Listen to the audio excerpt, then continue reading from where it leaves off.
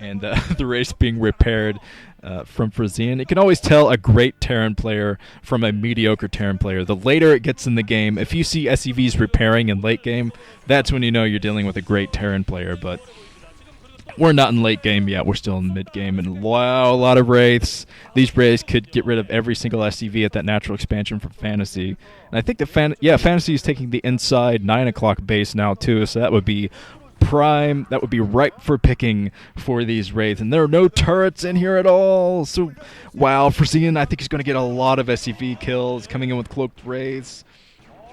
He's trying to pick off all the SCVs he can. It looks like Fantasy is ignoring that. He's just going out into the map looking for things he can destroy, but man, he's going to lose every SCV if he doesn't run them to a turret. There's got to be a turret somewhere for Fantasy. I don't see why he wouldn't put at least one turret up.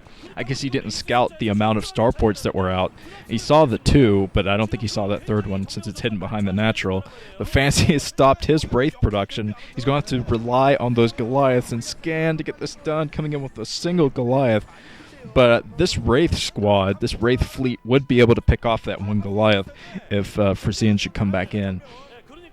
Okay, Fantasy's still comfortably mining, but I think he's going to be out-mined by Frozean. Since he lost so many SCVs, that is going to put him behind. If Frozean's going to be able to take another base soon, he hasn't been really harassed that much. Fantasy did a little bit of early game harass, but oh man, Frozean, a huge push from Fantasy. He's coming in with all of his vultures and everything, trying to outrun the Wraiths, but now the Wraiths coming in, and Fantasy's got to focus on these Wraiths.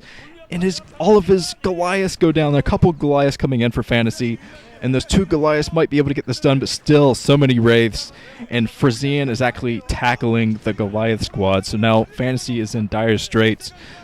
He's going to have to run back with all of his tanks. He's going to lose all these tanks, I think, because I don't see any more Goliaths out in the field for him. No reinforcements coming in with vultures, though, sneaking in with vultures, trying to draw those Wraiths away with the tanks. And Frozean is taking the bait. He's going to lose all of his SCVs at the natural expansion. So this is kind of a nice trade from Fantasy, I think. Since he lost so many of his own SCVs at the natural, he's trying to even that back up right now with vulture control. And he's sneaking some more vultures around to the new base, the brand new base, over at the 2 o'clock position for Frozean. Frozean trying to keep it alive until he can get some troops in the area. But Fantasy did a good job of evening that back up a little bit.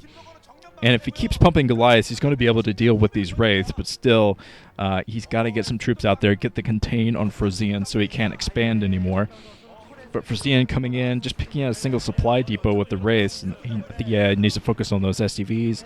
Finally focusing on the SCVs, but there is a turret inside of the main for Fantasy. It looks, wow, Frozean might actually try to tackle the supply depots. He's just hanging out in here with his Wraiths. He's not even attacking anything, so he's not really paying attention to those Wraiths.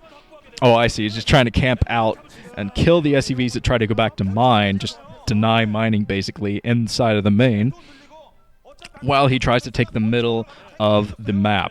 Both guys have a lot of factories, so I think this will still be a very even battle in the middle. And I think it's economically even now, too, because Fantasy took down so many SCVs with those vultures. But, okay, Frozean coming in with so many vultures, getting the surround, but he's got to lay mines to get rid of the tanks. He is going a pretty good surround. Oh, he loses so many vultures, though. So Frozean, he's coming in with his tanks, doing a pretty good job with those tanks. Fantasy scanning, getting rid of all of the mines that he can. But still a siege mode in here now for Fantasy. Fantasy throwing all of his units forward. This is smart, making the vultures and the Goliaths take the tank fire so his siege tanks can fire on those tanks. But now he's coming in. Some more mines being laid, and Fantasy coming in. Hero vulture, nice. One single vulture getting as much damage as he can before he dies horribly in a fire. But let's see, what base was that? Whose base was that coming up, rather? That is Frozean building the inside 12 o'clock base. So Frozean is going to have the economic advantage if Fantasy lets this come up. But the good thing for Fantasy is he has great vulture control, so he could always go in, oh, loses a tank. That's not good for Frozean. And he scans after he loses the tank, so kind of delayed reactions from him. But Fantasy's going to be able to harass that inside 12 o'clock base with his vultures, And at the same time, Fantasy is playing kind of a keep-away game with those vultures for his inside 9 o'clock base, and he's done a good job of denying harassment of that base so far. And Fantasy is going to have to think about throwing down another base. He is actually throwing down his 4th base up near the 10 o'clock position now. It's going to be harder to harass with vultures, especially since it's kind of a locked-in position. Frozean's going to have to commit to a dropship so he can go over there with some troops to take that out, take out the SCVs that are in there. Fantasy picking off one SCV. But, okay, like I said, the dropship coming in now for Frozean. He's going to drop that new base over the 10 o'clock, try to get the harassment there. And Frozean, at the same time, he's taking the 3 o'clock position. So that's another locked-in position. It's going to be hard to harass without a drop.